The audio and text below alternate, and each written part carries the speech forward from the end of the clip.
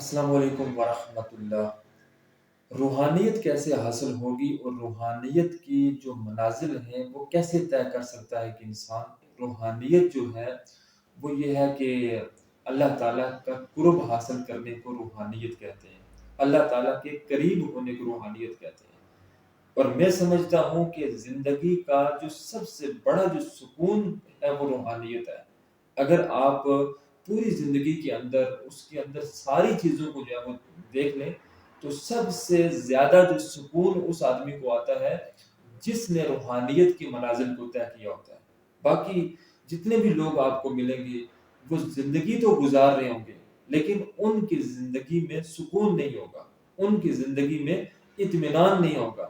وہ آپ کو تو بہت کچھ دکھائیں گے، آپ کو لگے گا بڑا مطمئن ہے، بڑے سکون میں ہے، لیکن یقین مانیں ایسے آدمیوں کے ساتھ میں ملا ہوں کہ جن کے پاس ہر دنیا کی چیز ہے، ہر دولت ہے، دنیا کی چیز ہے، ہر آسائش ان کے پاس موجود ہے، لیکن بدقسمتی سے ان کے پاس سکون کی کیفیت موجود نہیں ہے۔ وہ سکون نہیں کر سکتے، وہ رات کو سو نہیں سکتے، ان کے پاس یہ چیز موجود نہیں ہے۔ تو پھر اس دنیا کے اندر انسان سکون کے لیے آتا ہے، سکون کرنا چاہتا ہے، اپنے جسم کو اور اپنے روح کو سکون دینا چاہتا ہے، لیکن وہ سکون حاصل نہیں کر سکتا۔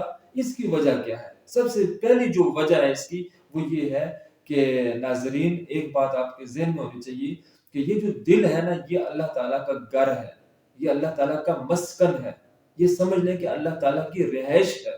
رب ذوالجلال خود فرماتا ہے کہ نحن اقرب الیہ من حبل الورید، کہ میں انسان کی جو رگ ہے اس سے بھی زیادہ قریب ہوں۔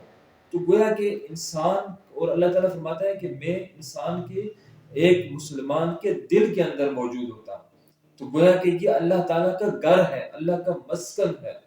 تو جب تک اس دل کے اندر اللہ تعالیٰ موجود ہے اس وقت تک ہم مطمئن ہیں، ہمیں سکون ہے، ہمیں آرام ہے، ہم مطمئن رہ سکتے ہیں، ہم اپنی زندگی کو اچھے طریقے سے گزار سکتے ہیں۔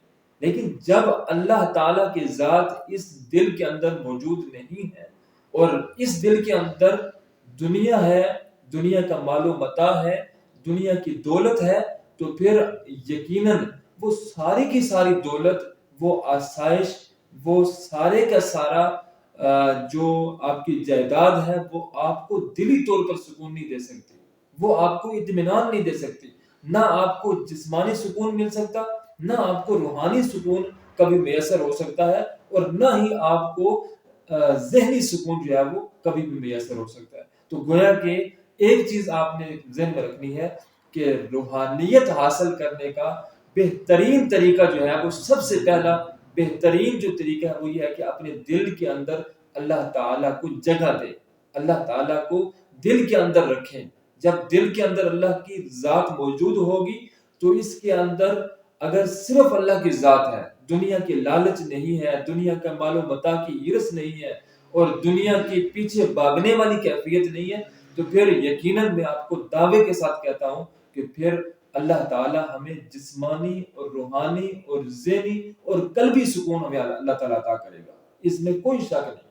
اور اس کے بعد یہ روحانی منزل کیسے حاصل ہوتی ہے؟ انسان جب اللہ تعالیٰ کے بتائے ہوئے طریقے پر چلتا ہے، اللہ تعالیٰ کے اصولوں پر چلتا ہے۔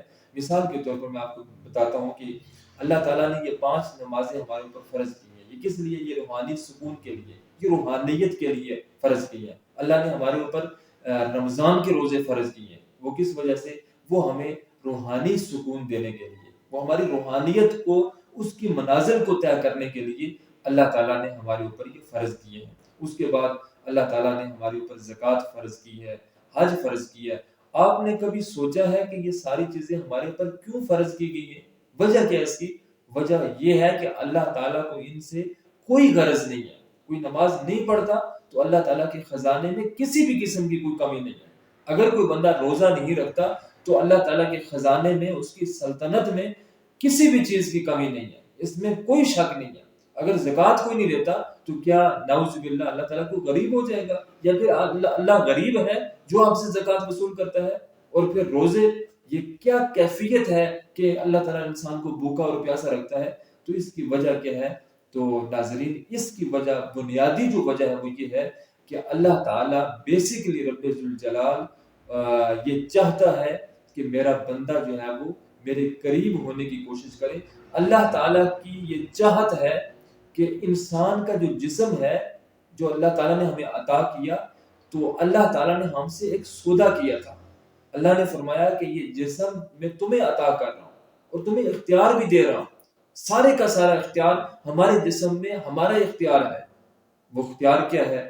کہ ہم اپنے جسم کو استعمال کر سکتے ہیں، جہاں جائیں جا سکتے ہیں، جو سنیں سن سکتے ہیں، جو بولیں وہ بول سکتے ہیں، جو ہمیں جو محسوس کریں وہ ہم محسوس کر سکتے ہیں، جو سوچیں وہ ہم سوچ سکتے ہیں، جو کھائیں وہ ہم کھا سکتے ہیں، ہمارے پاس اختیار ہے۔ لیکن اللہ تعالیٰ فرماتا ہے کہ انسان، تجھے کیا دنیا میں اسی لیے پیدا کیا ہے کہ تو جو سوچے تیری مرضی ہو، جو کھائے وہ تیری مرضی ہو، جو پیے وہ تیری مرضی ہو، جو بولے وہ تیری مرضی ہو؟ پھر تجھ میں اور جانور میں کیا فرق رہ گیا ہے؟ پھر تیرے میں اور جانور میں کوئی فرق نہیں ہے۔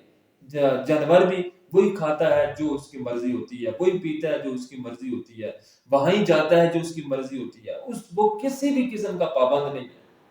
تو انسان بھی کسی کا پابند نہیں ہے۔ اللہ تعالیٰ نے ہم سے ایک وعدہ کیا ہے، ہم سے ایک وعدہ لیا ہے۔ اللہ نے فرمایا کہ یہ جان میں تمہیں دے رہا ہوں، لیکن اس جان کو میری امانت سمجھنا۔ یہ جان میری اجازت کے بغیر استعمال نہیں کرنا، اور کسی صورت میں بھی اس کو استعمال نہیں کرنا میری اجازت کے بغیر۔ اب انسان کی زبان تو انسان کی ہے، لیکن بولنا ہم نے اللہ کی مرضی کے مطابق ہے۔ کان تو ہمارے ہیں، لیکن سننا ہم نے اللہ کی مرضی کے مطابق ہے۔ ہم نے اپنے ہاتھ تو ہمارے ہیں، لیکن ہم نے اللہ کی مرضی کے مطابق ان کو استعمال کرنا ہے۔ پورا جسم ہمارا ہے، لیکن اس پورے جسم پر کس کا حق ہے؟ وہ صرف اور صرف اللہ رب العزت کا اس جسم کے اوپر حق ہے۔ تو بات یہ کلیئر ہوگی، اس میں کوئی شک نہیں ہے کہ جسم ہمارا ہے، یہ سارے کا سارا یہ ہمارا ہے، لیکن اس کے اندر جو مرضی ہے، جو منشا ہے، وہ رب ذوالجلال کی ہے۔ تو ہم نے اپنی زندگی کے اندر یہ طے کر لینا ہے، ہم نے زندگی کے اندر یہ اصول بنانا ہے کہ جسم ہمارا ہے، لیکن اس میں مرضی ہماری مرضی نہیں ہے، اس میں مرضی جو ہے وہ اللہ رب العزت کی اس میں مرضی ہے۔ وہی چاہے جو ہمیں کھلائے ہم کھانے کے لیے تیار ہیں، جو ہمیں پلائے ہم پینے کے لیے تیار ہیں، جو ہمیں پہنائے ہم کو پہننے کے لیے تیار ہیں، جہاں پر جانے کا حکم دے ہم اس جگہ جانے کے لیے، اس کے علاوہ کوئی بھی راستہ اختیار نہ کرنا، کسی بھی راستے کا انتخاب نہ کرنا، یہ اصل روحانیت ہے۔ روحانیت کی بے شمار لوگوں نے مثالیں دی ہیں، بے شمار لوگوں نے اس میں جو ہے وہ بیان بھی کیا ہے، بے شمار لوگوں نے اس میں کتابیں بھی لکھی ہیں، لیکن اصل مسئلہ جو ناظرین کو سمجھ آنے والا ہے، جو باقی لوگوں کو آسانی سے سمجھ آنے والا ہے، وہ یہ ہے کہ روحانیت یہ ہے کہ اللہ کے قریب ہونا۔ اصل جو دل میں اللہ کا گھر ہے، وہ اللہ کا، اس کے اندر جو رہائش ہے وہ اللہ کی ہونی چاہیے، تب روحانیت حاصل ہوتی ہے۔ اس کے بعد یہ پورا جسم یہ ہمارا ہے، لیکن اس پر مرضی کس کی چلتی ہے؟ یہ اس پر مرضی جو چلتی ہے وہ اللہ رب العزت کی چلتی ہے۔ تو اس کو ہم نے اپنی زندگی میں شامل کرنا ہے۔ دیکھیں، جب بولیں، بات کریں تو جھوٹ نہ بولیں، تو ہمیں روحانیت حاصل ہوگی۔ جب کسی سے وعدہ کریں تو وعدہ خلافی نہ کریں، ہمیں روحانیت حاصل ہوگی۔ جب ہم کسی کے ساتھ بات کریں تو ہم گالم گلوچ نہ دیں، ہمیں روحانیت۔ کسی کے ساتھ بدتمیزی نہ کریں، کسی کے ساتھ برا سلوک نہ کریں۔ جب یہ برا سلوک نہیں کریں گے، کسی کے ساتھ اچھا سلوک کریں گے، تو ہمیں روحانیت حاصل ہوگی، اللہ کا قرب ملے گا۔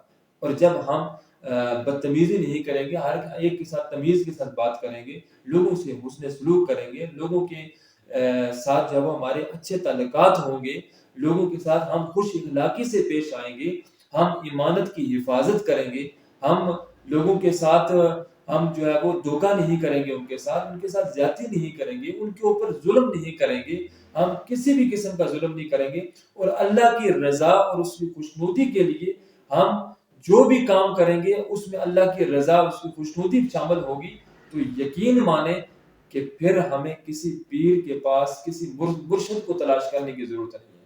اکثر اوقات ایسا ہوتا ہے، لوگ اعتراض بھی کرتے ہیں کہ آپ کیوں پیر صاحب کے پاس جاتے ہیں، کیوں پیر صاحب کے پاس آپ جا کر جو ہے وہاں پر بیٹھتے ہیں، کیا ضرورت ہے آپ کو؟ قرآن آپ کے پاس موجود ہے، حدیث کا ذخیرہ آپ کے پاس موجود ہے، پھر آپ پیر صاحب کے پاس کیوں جاتے ہیں؟ اصل جو وجہ ہے پیر صاحب کے پاس جانے کی وہ یہ ہے کہ حضور علیہ السلام نے فرمایا کہ اچھی صحبت اختیار کیا کرو، اچھی صحبت آپ کو اچھا بنا دے گی، اچھی صحبت آپ کو، آپ اگر برے ہیں، آپ غلط ہیں، آپ غلط راستے پر ہیں، تو آپ کو اچھے راستے کی طرف یہ اچھی صحبت لے کر جائے گی۔ اس کے بعد پیر صاحب کے پاس جو جا کر ہم ان کے ہاتھ میں ہاتھ دیتے ہیں، ان کی بیعت لیتے ہیں، اس کا اصل مقصد یہ نہیں کہ ہم شرک کرتے ہیں، یہ نہیں کہ ہم جو ہے وہ اللہ تعالیٰ کو نعوذ باللہ اس کے ساتھ کسی کو شریک ٹھہراتے ہیں، اس میں ایسی بات نہیں ہے، کوئی پیچیدگی نہیں ہے۔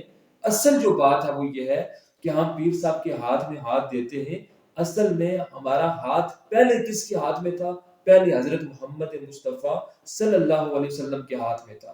اب وہ ہاتھ ہم سے چھوٹنے کے قریب ہے، وہ ہاتھ ہم سے چھوٹ رہا ہے، ہم گمراہی کی طرف جا رہے ہیں، ہم بے دینی کی طرف جا رہے ہیں، ہم بے راہ روی کی طرف جا رہے ہیں، ہم لغویات کی طرف جا رہے ہیں، اور زندگی میں ہمیں کوئی راستہ، کوئی سیدھا راستہ نہیں ملتا۔ قرآن بھی ہمارے پاس موجود ہے، حدیث کا ذخیرہ بھی ہمارے پاس موجود، لیکن پڑھے کون اس کی تلاوت کرے، کون اس کا مفہوم سے آگاہ ہو، کون اس کی تشریح کو جو ہے وہ اپنی زندگی کا حصہ بنائے، کون اس پر عمل کرے۔ تو اس طرح جو لوگ دنیا کے اندر زندگی گزارتے ہیں، وہ اگر کسی پیر صاحب کے پاس جاتے ہیں، کوئی شرک نہیں ہے پیر صاحب کے پاس جاتے ہیں، وہ کیوں جاتے ہیں؟ ہم مسلمان ہیں، کلمہ پڑھنے والے، ہم نے کلمہ پڑھ لیا ہے، ہم قرآن پر بھی ہم جو ہے وہ یقین رکھتے ہیں، اللہ کو بھی ایک مانتے ہیں، اور یہ ساری چیزیں جو اسلام کے اندر داخل ہونے والی وہ ساری چیزیں ہمارے پاس موجود ہیں، لیکن ہم عمل نہیں کرتے۔ ہم جب عمل نہیں کرتے، کیوں؟ وجہ کیا ہے کہ ہم سے حضور صلی اللہ علیہ وسلم کا ہاتھ چھوٹ گیا ہے، وہ جو سہارا وہ ختم ہو گیا ہم سے۔ اب یہ ہے کہ ہم کسی پیر صاحب کے پاس جاتے ہیں اور جا کر ہم اس کو یہ کہتے ہیں کہ ہمارا ہاتھ دوبارہ محمد مصطفیٰ کے ہاتھ میں دے دے، دوبارہ ہمیں ان کے ہاتھ میں دے دے۔ وہ پیر صاحب کیا کرتے ہیں؟ پیر صاحب نے یہ کہا ہے کبھی کسی کو یہ کہا کہ مجھے سجدہ کرو، میری عبادت کرو؟ پیر صاحب یہی کہتے ہیں کہ بیٹا نماز پڑھو، آپ جو ہے وہ آپ کے پاس اگر مال ہے تو اس کی زکوٰۃ دو، آپ اگر رمضان ہے تو اس کے روزے رکھو، اگر حضور صلی اللہ علیہ وسلم کی ان سنتوں پر عمل کرو، حضور کے طریقے پر عمل کرو، حضور کے جتنے بھی جو معاملات ہیں جو حضور نے ہمیں بتایا ہے، حکم دیا، اس کے اوپر عمل کرو، قرآن پر عمل کرو، قرآن کے احکامات کو وہ پڑھ کر ہمیں سناتے ہیں کہ ان چیزوں پر عمل کریں، آپ یہ چیزیں جو ہے وہ اپنی زندگی میں شامل کریں۔ تو کرتے کرتے جب وہ ان کی جو وہ سبق ہے جو ہم وہ درس دیتے ہیں، وہ درس ہمارے ذہن میں، ہمارے دماغ میں بیٹھ جاتا ہے، اس کے بعد ہم کیا کرتے ہیں؟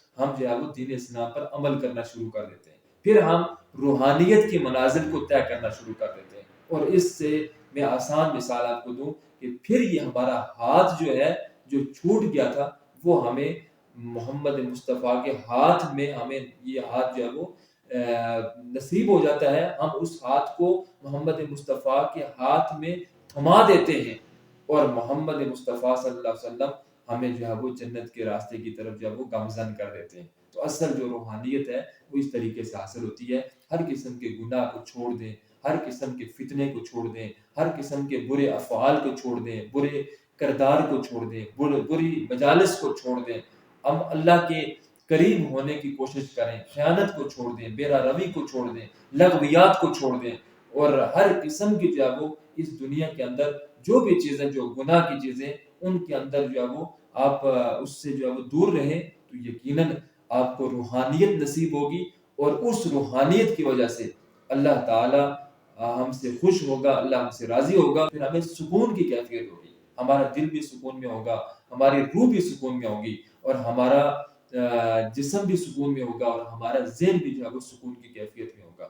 کیوں سکون کی کیفیت میں نہ ہو؟ کہ جس مالک نے یہ جسم دیا ہے، جس مالک نے ہمیں اس دنیا میں بھیجا ہے، جس مالک نے ہمیں یہ ساری نعمتیں دی ہیں، ہم اس مالک کی مرضی کے مطابق اپنی زندگی گزارتے ہیں، تو ہمیں سکون کیوں نہیں ملے گا؟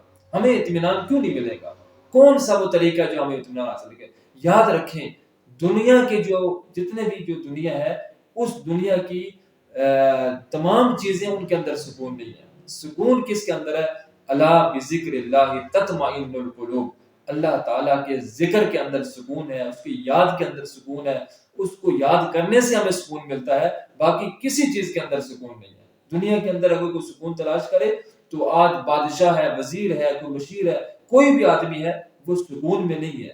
اس لیے کہ وہ دنیا کے اندر سکون حاصل کرنا چاہتا ہے، لیکن سب کو میں یہ بتا دوں کہ دنیا کے اندر سکون نہیں، اگر روحانیت حاصل کرنا چاہتے ہیں، روحانیت کو پانا چاہتے ہیں، تو پھر اللہ تعالیٰ کے بتائے ہوئے طریقے کے مطابق چلیں، اس جسم کو اللہ کے حوالے کر دیں، تو آپ کو جسمانی، روحانی، ذہنی، قلبی اور تمام یہ سکون اللہ تعالیٰ آپ کو نصیب کرے گا۔